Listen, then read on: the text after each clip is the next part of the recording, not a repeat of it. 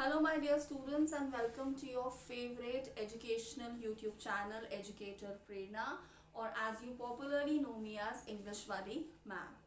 सो आज का हमारा जो सेशन है उसमें हमने क्या करना है, क्रैश कोर्स का जो सेशन चल रहा है हमारा for term 1 examination, we are going to be reading the poem from a main reader. और जो पोएम है उसका नाम क्या है? It is called as rain on the roof, written by Coates Kinney. Alright, so अगर आपको इस पोएम की राइम स्कीम जाननी है, you want to know what are the poetic devices, stay tuned, don't worry. Once we do the explanation of the poem, उसके बाद हम इसकी राइम स्कीम और पोएटिक डिवाइसेस को भी अच्छे से समझेंगे. Alright, so first let us start reading the poem and then we will understand it.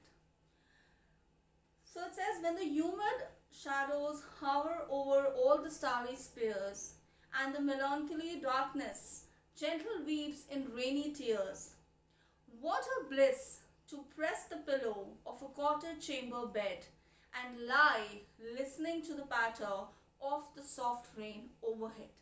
तो ये जो फर्स्ट स्टैंजा है इसमें the poet is describing the atmosphere, or he's not exactly the atmosphere, he's describing the scene which is there in the sky. He's talking that now there are dark clouds all over the sky which are full of raindrops, and he calls the falling of the rain, he talks about the sound that is being made, that is the patter that is being made by the raindrops. All right, and then the poet also describes or goes on to say that these raindrops are like as if the sky which it is shedding off its tears. So he's comparing the raindrops to tears that are coming down from the sky.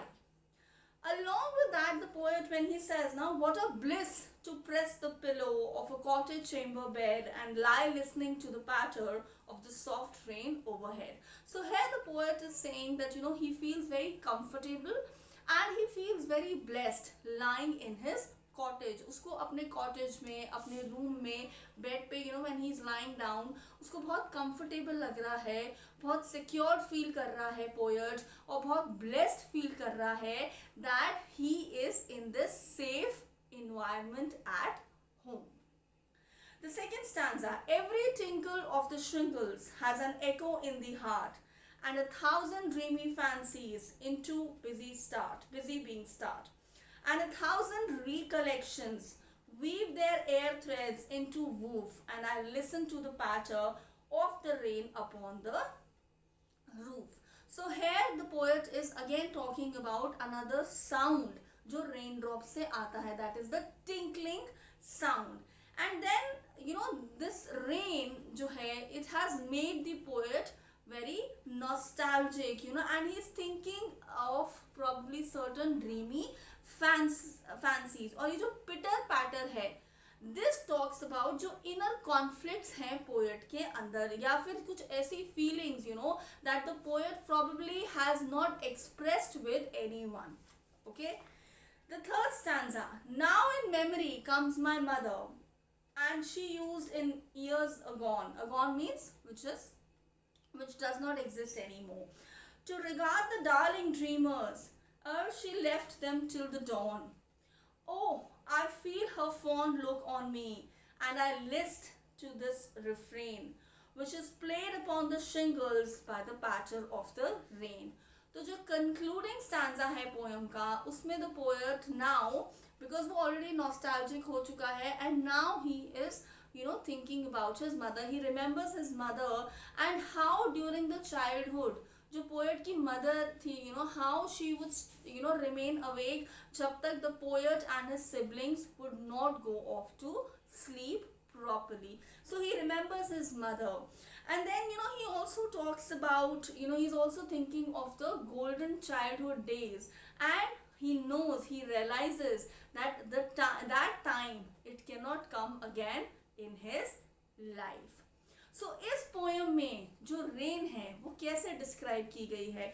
It talks about how rain often brings forth certain feelings that we carry, and these feelings could be hidden within us from a very long time. We might have not expressed these feelings to anyone. So जो beauty है rain की उसको describe किया गया है, उसके physical feature को नहीं डिस्क्राइब किया गया, बट की जो इमोशनल एस्पेक्ट है रेन का, that has been described by the poet.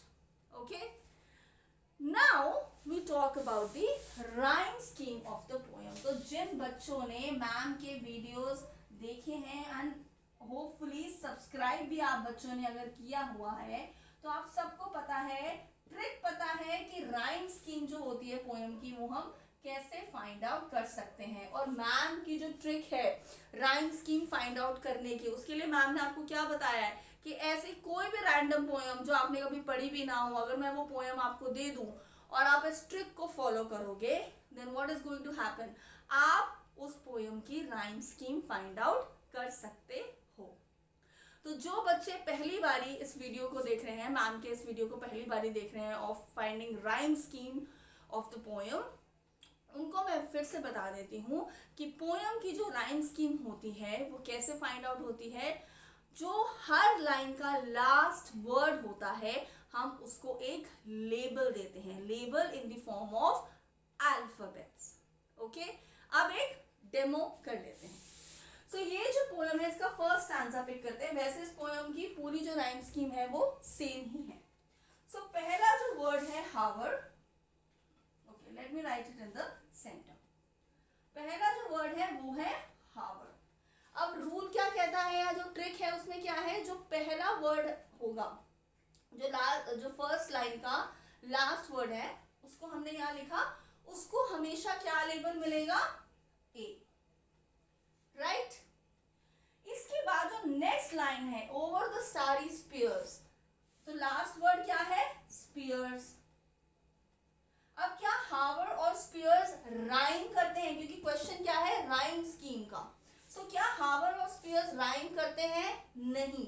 तो स्पीयर्स को एक जो वर्ड है स्पीयर्स, इसको एक नया लेबल मिल गया, क्या, बी. ठीक है. उसके बाद जो नेक्स्ट लाइन है उसका लास्ट वर्ड है डार्कनेस.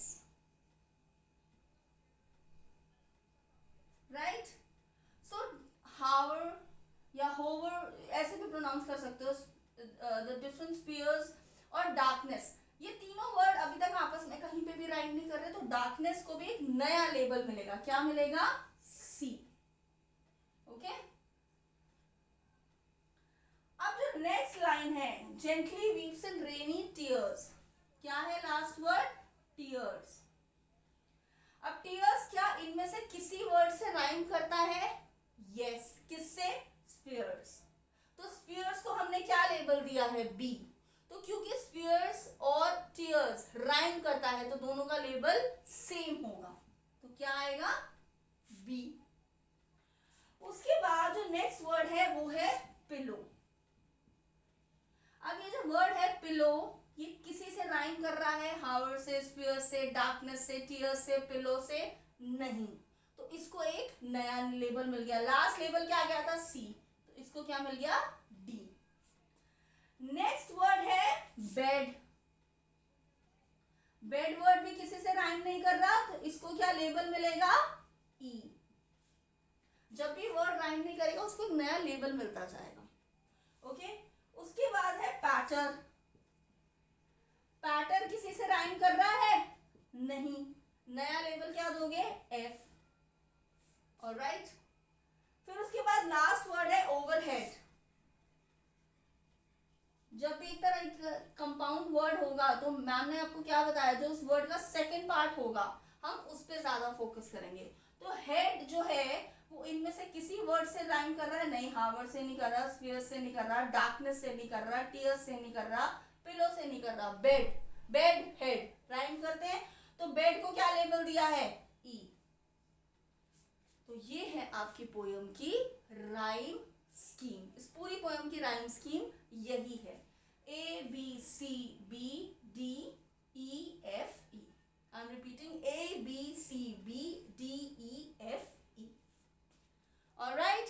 सो अगर आपको राइम स्कीम को और अच्छे से अभी भी समझना होगा ना, तो मैम का जो वीडियो है रोड नॉट टेकन, उसमें भी आप अच्छे से राइम स्कीम को समझ सकते हो।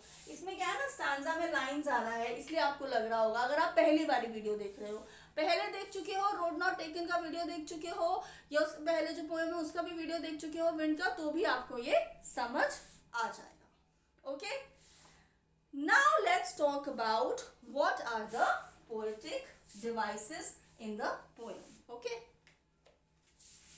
सो राइम स्कीम समझ आ गई ना अच्छे से।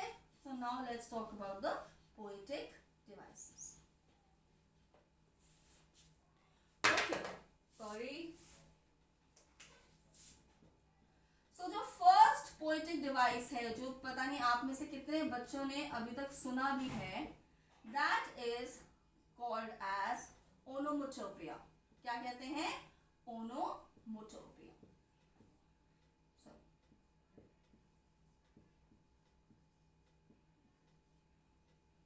अब ये जो है ओनोमोटोपिया, इसकी स्पेलिंग में आप में से कई बच्चे जो हैं वो गड़बड़ कर देते हो।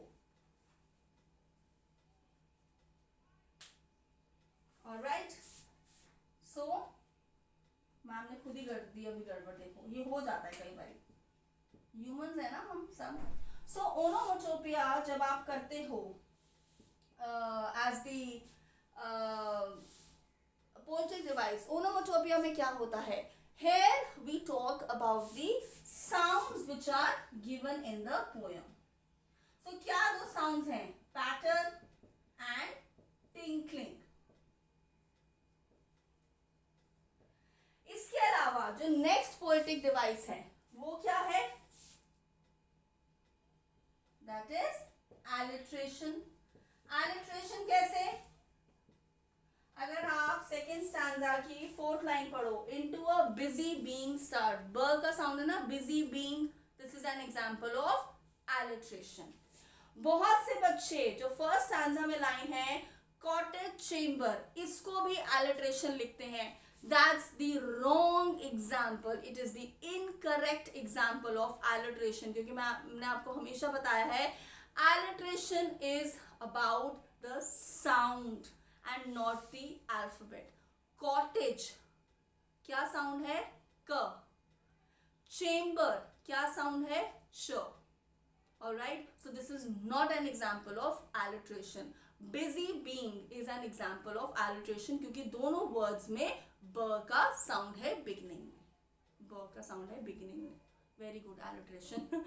Okay, and of course the last poetic device is imagery, जो मैम आपको पहले भी एक्सप्लेन कर चुकी है, wherein the poet creates, you know, or has used certain words which create a strong image in the mind of the poets. जैसे कि what a bliss to press the pillow of the cottage chamber bed. You know, you actually start having this image of a person lying on the bed. Okay, so these are certain examples. Okay, so I'm sure आपको ये poem अच्छे से समझ आ गई है. We are going to be meeting in the next session. Till then, do like, share and subscribe to Educator Prerna. Thank you so much.